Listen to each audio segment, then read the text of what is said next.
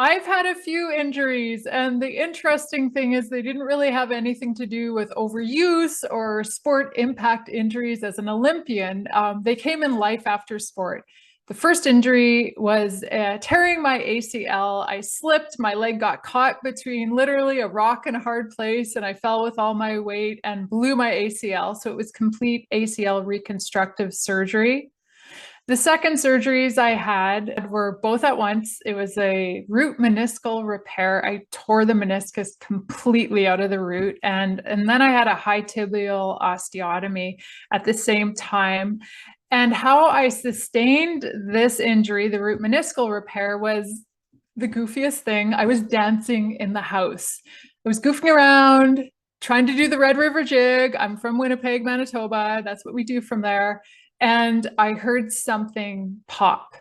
And I thought, wow, did I just tear my meniscus? It was in the middle of the pandemic or the beginning of the pandemic. And I thought, oh, I don't think I did that. It'll get better. So I didn't do anything about it. I didn't go see a sports medicine doctor. I didn't go to any doctor. I just thought it would heal itself. About a year later, I was doing bar class via, online, as many of us were doing through the pandemic. And I was doing an exercise and I heard another pop and my knee collapsed in. And at that point, I knew I had done something to my knee. I still didn't get it checked out. I didn't because I didn't want to burden the system because we were in the pandemic, and I just thought it would just get better. In this time, I did two long distance hikes. One was the Great Divide Trail, 1,000-kilometer long hike on the Canadian Continental Divide. And the second was the Vancouver Island Trail, which was a 800-kilometer long hike, the length of Vancouver Island. So when I tore the root of the meniscus out, I had no functioning meniscus. I hiked a couple thousand kilometers as well as other adventures and really did damage to the cartilage in my knee.